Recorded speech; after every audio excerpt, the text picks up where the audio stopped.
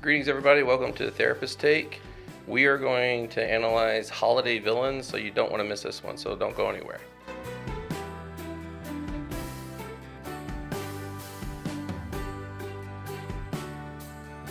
Hey, Carrie. Hey, Josh. So it's just me and you again It today. is. No Xander, so I'm having to work the I know, you're pulling double iPad, duty yeah. again. So if I start to stutter or something, that's what's going on. Okay.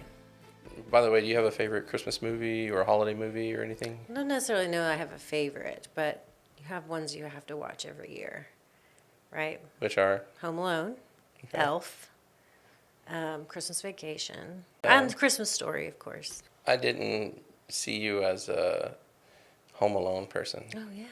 How can I?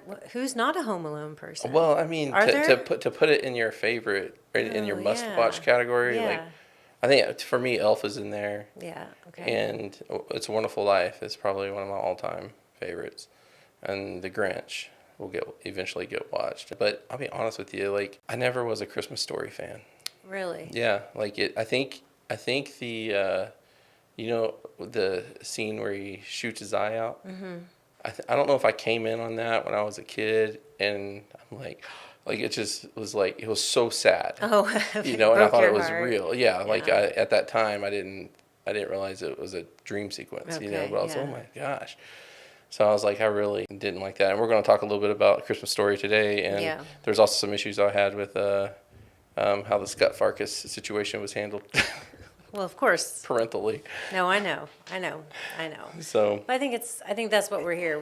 We're marriage and family therapists, right? Right. So we're here to look at movies, and we're just specifically chose Yeah. to talk about the villains, right? Particular villains, yeah. Particular villains, but in general, what's the theme and what's behind Yeah. it, right? Because we're going to really just take away the simplicity Right, of somebody being bad or good, Right. right? You know what villains we're going to talk about today, as do I. Yes. Are there any like honorable mentions or worth mentioning that aren't going to get discussed? Like the abominable I snowman do, is one of them. and Rudolph, yeah. Yeah. Yeah. And Marvin Harry almost made the Yeah. list from Home Alone. Marvin Harry. But I was like, it's such a comedy. Yeah. It's You know, harder, yeah. They're like likable criminals. Right. You know. Right. Well, who's the They're villain? terrible Who's criminals. the villain in Elf? Who is the The villain? dad, right? Oh, well. I mean, right. But it's harder, right? It's hard Yeah. because where's the tension? So Such a good movie. such a good movie. Right. Well, we're going to talk about 4 different holiday villains that we've pre-selected. And we're just going to kind of take a deeper dive into who they are, who we think they are, how they hit us emotionally, what, makes them a villain to us. And then kind of look at, like, are there any redemptive qualities? And by the end of our discussion on each one, we'll decide, if they should remain a villain from our perspective or something else, Okay. altogether. So I'm going to start with the Grinch here. The Grinch is actually one of my father-in-law's favorite all-time really? characters. And I love Dr. Seuss stories. I'm not crazy about the animation. The animation was kind of creepy to me. It was like their bodies were melting, or Yeah, so. I don't know what it was, but they're always very long and Well, yeah, lanky. they're just stick figures. in a Right, sense, and yeah. were Right. you a Grinch fan? I'm not necessarily a fan of the Grinch, but the story when you were a kid. Because it ended okay, yes. I was just wondering, like, because I never, honestly, like, it was never one that as a kid, that I was interested in. So I don't have a child perspective of how it hit me. My kids don't really like it.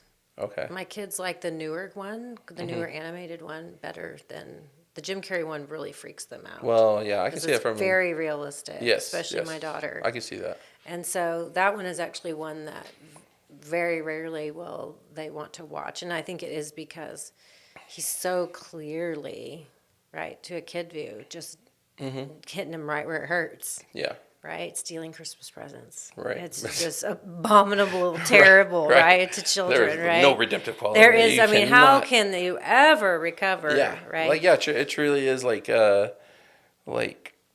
for a kid, like, that's like a crime against humanity. I mean, right it there. is, right? Yeah. It's because it's one of the few things that kids have actually experienced, I think, like the presents and the amazing, you know what I mean? Like that's for most children at least, is that they've had that, and instead of being like theoretical, like it's wrong to take away things from people. No, that's something that's really happened. Yeah. If someone took that from me, Right. I couldn't ever forgive. Right? How Yeah. could somebody do that? Yeah. So he's really mean. Like to me, when you said Christmas villain, when we were talking about this, it was the first face I thought was Yeah. that smile that he makes when he's stealing. Yeah. Right? Oh, that yeah. huge whole face grin. Yeah. That's to me exactly the epitome Yeah. of Christmas villain. Right? Right. There are termites in his smile. Yes. Right. Yes. One thing I think in the Dr. Seuss story, there obviously is a theme of love him anyways, because sets it up with his heart was like 3 or 4 sizes too small. And then Right. it grew because of love that he was shown, right? Yes. What I love about the Ron Howard version is that he said he didn't start out that way. He started out just a regular kid who laughed and played and wanted to have fun and had crushes and he was turned into that because of how he was treated when he was a kid. And it really pulls out your heartstrings when you watch the Ron Howard version. You get to that part of it where you're like, you really start to feel for the Grinch, right? But what's interesting to me is like how like he in his survivor mode he isolated himself. Yes. Right? And all that happened was his heart shrank maybe more, Right. and Sure. his resentment grew to the point where he's going down the phone book, right, and just calling out people's names and saying "I hate you," yelling out "I hate you," right? Well, yeah. I mean, You know, it's kind of that whole, forward progress momentum thing, but into that negative isolation breeds more isolation, right? Fear and resentment breeds more fear and resentment, right? right? Yeah, And that's very well depicted in the Grinch character and his Right. experience. So would you say redeemable? Of course, in the Because movie, I've the seen book, him be he's- redeemed, Yeah, yes. but do you right? like him at the end? Yeah, Could I you be do. friends with the Grinch? I'm Yeah. not saying like you want to go hang out with him. Yeah, but, I would. I mean, I especially when I was a kid, right? The Yeah. idea of I don't know, I've always been a, soft spot. I think that maybe also why I'm a therapist because people that make big mistakes and then repair them is to me like one of the most amazing things you can Right. actually be a part of, right? Whether it's you doing it, 100%, hopefully, or yeah. being part of it around you. And so I do, definitely think that part of the story hits, right? Right. Watching him decide to take the risk to love because someone else was taking the risk to love him first. Yeah, Right. I agree. All right, let's move on. Let's talk about the movie "It's a Wonderful Life." Okay. Right, and Okay. the antagonist is Mr. Potter. I don't even know what to say. I mean, that dude freaking mean. He is man. mean. Like Blackheart. To me, it's just like an oligarch. That's Yeah. what I think of. It's a perfect depict. It's like he has all this power for this whole Right. community, and he's going to I know. withhold for more for me. And You talk about a true Grinch, though. right, The interesting thing is it really just takes place at Christmas. Like, it's not like Right. it's highlighting the holidays. Right. But there is this, it's taking place in a time of year it's supposed to be. about generosity. Right, Yeah. yeah. Right. When I first watched the movie, I thought it was going to be a Grinch-like story. Like, that in the end, He would soften. yeah, he would soften up. Yeah. Like, it was, it is one of my favorite movies, but I was taken aback on, like, that Mr. Potter was. That the villain stays Yes. the villain. Yeah. Stays a villain. And nothing really, I don't think anything really happens. Well, you don't really, it's kind of just left, right? Yeah, Maybe it's it's like- that he's exposed and it's clear. And Yeah, everybody knew that. Everybody knew he was a crook. I know, but I guess I don't know. Maybe the redemption is it's Yeah. visible, He's nothing like Harry Potter. No, he's not like Harry Potter. He's not related to Harry Potter. I know. Like, so, does he stay a villain? Or Yes. Yes. Obviously, yes. Don't you think as a therapist that's kind of hard to say though? Sometimes, like, Yeah. I know we're talking about a fictional character here, but Yeah. he represents people in this world, and it's But, like the story of the Grinch and how he started off, as a vulnerable, open person and became that way through hurt and pain. We all can relate to that, right? Even if you aren't a Grinch, you've all had times when you've taken the easier path. But with Mr. Potter, the way I think about it as a therapist is just the data, the research, and the lived experiences of how power corrupts, right? Power changes your brain. It takes you Right. further from empathy, from relating to others. And so that's kind of how I think about, yeah, he stays a villain because he's been corrupted, right? We don't get his backstory, No, which right. is intentional, right? Yeah. I think with what we know about Mr. Potter, it's not so hard to do that right Yeah. now because we have It no was easy backstory, when right? you were making this list, like, yes, Yeah, check. but Yeah. it really kind of saddens me more in a way, like of like, I mean, of course, like the movie fan and movie watcher, the fantasy part of me wants some revenge or retribution. You know, Yeah. like yeah, he got what was coming to him, but there's a deeper loving part that wanted a Grinch story, Yeah.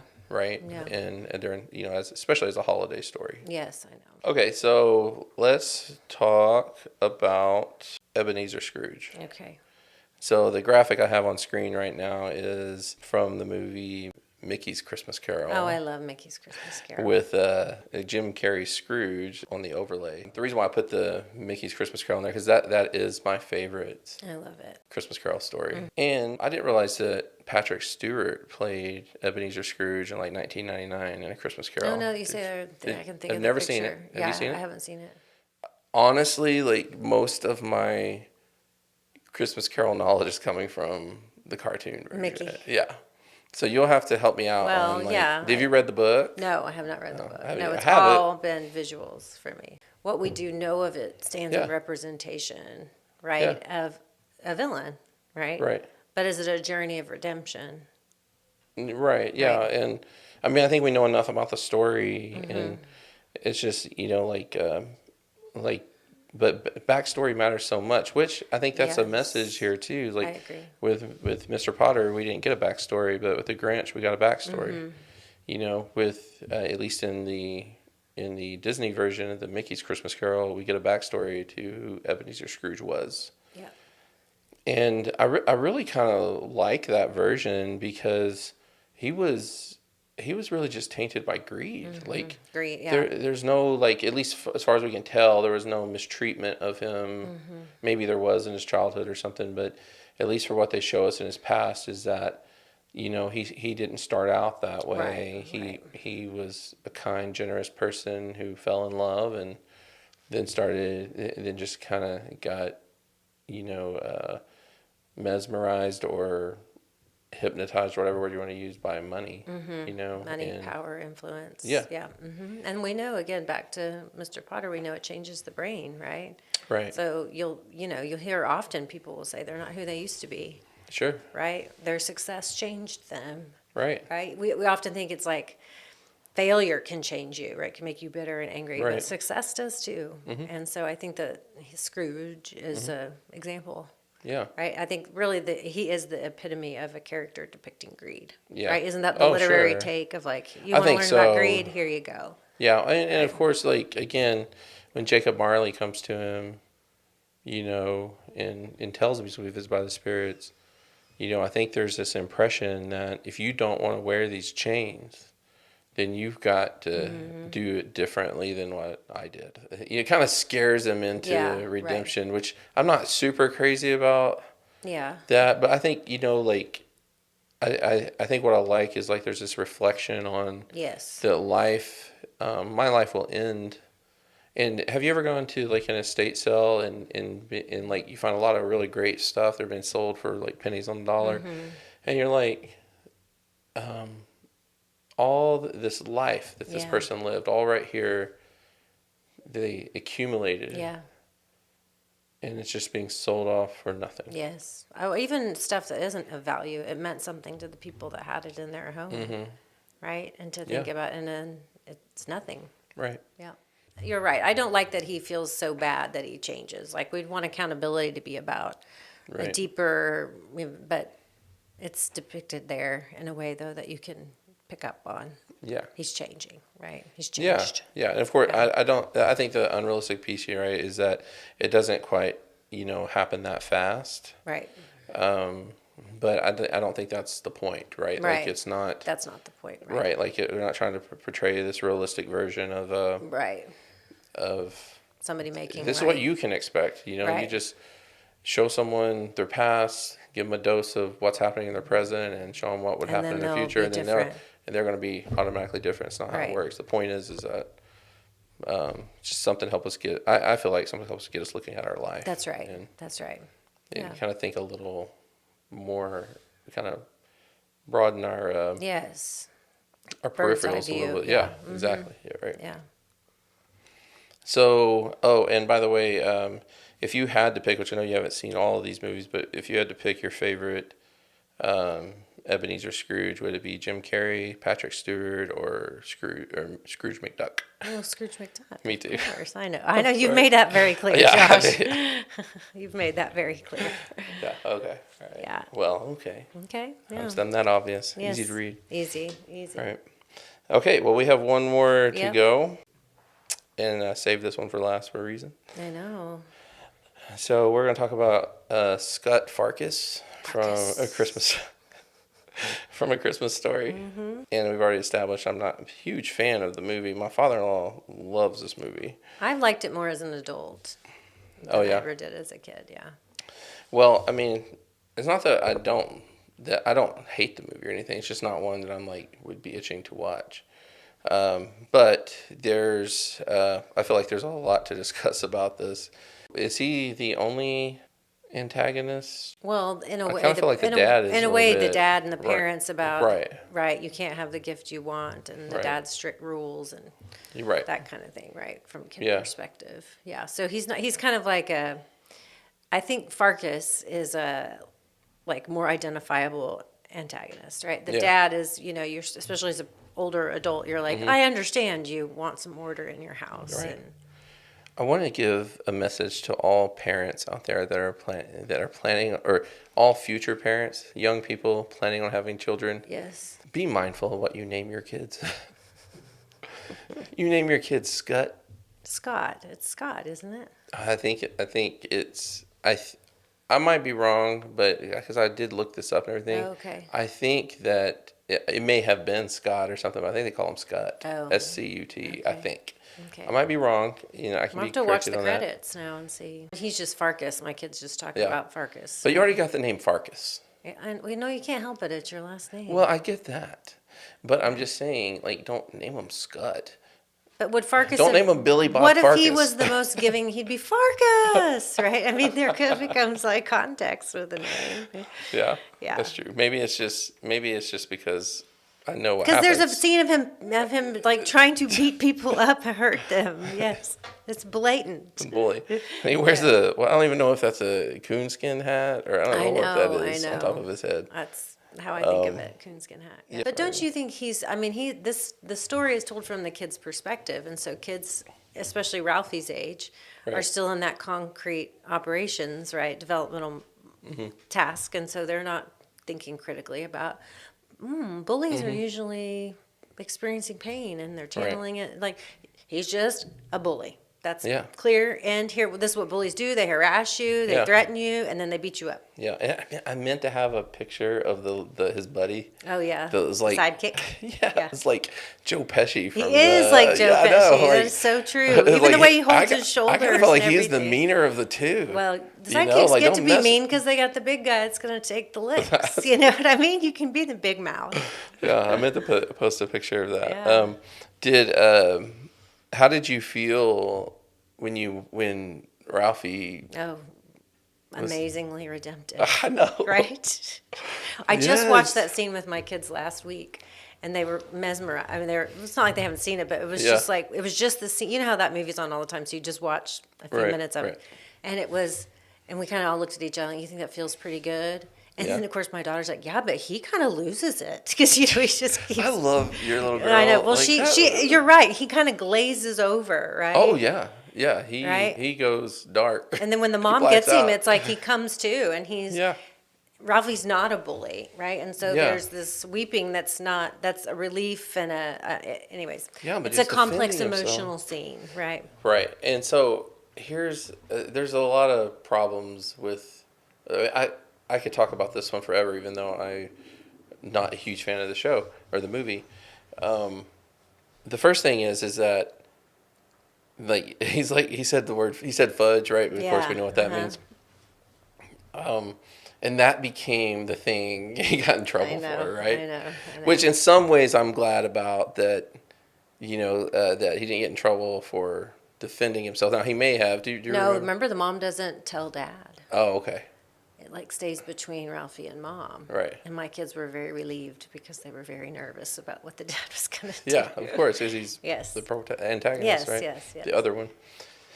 And which is one of the things I, like have a problem with is like I do remember as a kid watching that and feeling very like, yes, like good for you, way to stand up for yourself. Right. To a bully. That's how it needs to be done in a sense. I don't necessarily agree with that. I completely. understand. I know it's But complex. I do believe that our children should be able to stand up for themselves in whatever ways that would be appropriate. But then to like it be treated like it was something bad that he did, like.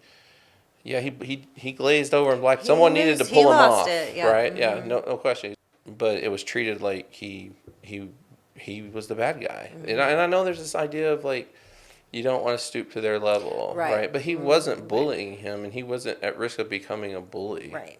Like, No, that's a good point. That's a really good point. Yeah. yeah. So it feels like a clear good Yeah. versus evil. So I think that Right. there was some of that. I think maybe I think there's a lot of that type of thing in the movie that just bothered me. I haven't really analyzed it too far. You need to watch it again this year now. I should. I should as watch an it. just keep thinking about a kid perspective, right? Right. Where things are Yeah. simpler. Or, like, you know what I Yeah. mean? The complexities aren't quite as there. Yeah. And for some reason, I felt bad for the little brother that fell in the snow and Oh, I couldn't. felt totally bad. Poor Randy. Poor Randy's just a tragic character, We always say that in my house. Man. Poor Randy. I think this movie, and again, I'm gonna have to go back and rewatch it, but I'm getting the impression that this movie was made for adults to reflect It's back. nostalgic, right? Yeah, Yes, right. absolutely. Yeah. Because as a kid, I'm watching this, I'm like, why would she like? Clean your mouth out of soap was a traumatic Oh thing my- to watch, yes, there's right? that Yeah. too. Just There are sitting with so the bar many of soap pieces. in the mouth. I know. So the other thing I wanted to mention about the Scott Farkus situation, or Scott Farkus, or whatever his name is, in terms of how to handle bullies, I still think from a bird's eye or from kind of a clinical view, maybe, Okay. I still feel like the bully wins here, because bullies typically aren't. Their objective is to gain emotional control over you. Yeah. Like they want you to do something Because they that you provoked normally you, don't right. do. Right. Like they provoke you, so you could beat the tar out of them. They still win if you're reactive, And Ralphie was clearly reactive. Like Right. it's not something he had prepared to do or It thought was about a or fight, taught flight, to do. freeze, clearly fight He response. wasn't Yeah. right. He wasn't, training in a basement with Rocky. Right, You right, know, on right, how, like right. and he was, he just reacted, and to me, Farkus wins still. The bully wins in that situation. So when I've talked about bullying in the past, is I feel like the objective of parents is to teach their children what I call calculated responses. And of course, I think in the extreme situation that could mean having to defend yourself physically. Yeah. But a lot of times it's other things. Sure. Yeah. Like for example, I'll tell you what I taught my daughter to do when she was dealing with bullies on the bus and stuff. As I said, just no matter, I stole this from Scrubs, by the way, just to give you a reference here. No matter what they say to you, just look them straight in the face and always say, "So's your face." Yeah. So's your face. And So- it might not make sense, and they might say, "That makes no sense, that's stupid," and you just keep saying, "So's your Yeah. face." Eventually, they're going to say something where it makes sense. Yeah. Like, that's stupid, so's your face. Because you're reflecting back impenetrability, right? Sure. Yeah. Yeah, it's the rubber and glue thing. You're gonna come at me, you're gonna throw things at me and try to bully me, make me feel bad. I'm gonna flip on this little switch I have that kind of just turns on a recording that's on repeat. Yeah. And I'm gonna let you talk to the recording. It just says one thing over That's and true. over again. Yeah. That's just one of many Right. things. Right. And But I think what happens in the movie with Farkus, does he bully Ralphie anymore? I don't think so. No. So Well, that worked for him. For him. Well, yeah, I think of course, it's the movies. Right, and we don't. I don't think that is quite how it works in Well, reality. I do think that at least from the kid perspective, about like you've bothered me, but now I've triumphed over you. It's changed that dynamic of how much influence you have over me, right? Right, And maybe yeah. that's part of what is the shift, right? Right. Which is similar to the impenetrability message that you're talking about here too. Right, yeah. Yeah. So we need to decide, He's though. a bully. We don't get any backstory. No, I have trouble but with he's this. a kid, and so it is That's hard to. the part I know that gets me. I know. I really try very hard not to. Everyone's a No, the child. question, you said he's a bully. I'm with you on that. He's a Okay, bully. yep. The Oh, but question is he a villain? Is he a villain? No, I'm not going to assign a villain to child. I think that's just a Right. cut off in my own value system. Right. I'm going to try not to ascribe terrible things to children. I'm going to let them grow Right. as their brains grow. So Right. he's a bully. Let's agree. And then let's say Yeah. we can't ascribe him villain. He's a bully. Okay. Yeah. Okay. And but he may, like a lot of them do, kind of grow out Grow of it. up. Yeah. And Someday he'll have a son, and hopefully nobody picks Yeah. on him. yeah, that's true. Yeah. Well, so we basically, in terms of villains, Mr. Potter kind of. Yeah, he kind of takes the cake. But I do think Ebeneezer Scrooge and the Grinch have redemptive qualities, and the saving grace for Scut Farkus is that he's a kid. He's just a Otherwise, kiddo. he stays a villain for I me agree. too. Sure. Yeah. Sure. I agree. We're in agreement. All right. Well, Okay. we made it through. We had fun. Yeah. Okay. All right. Well, appreciate everybody being here, listening to this. Please subscribe to our channel if you haven't already. And don't forget to check out the show notes. We'll try to put some links to different things that we talked about today. And also just take a minute to give us a 5-star review. And we'll see you back next time.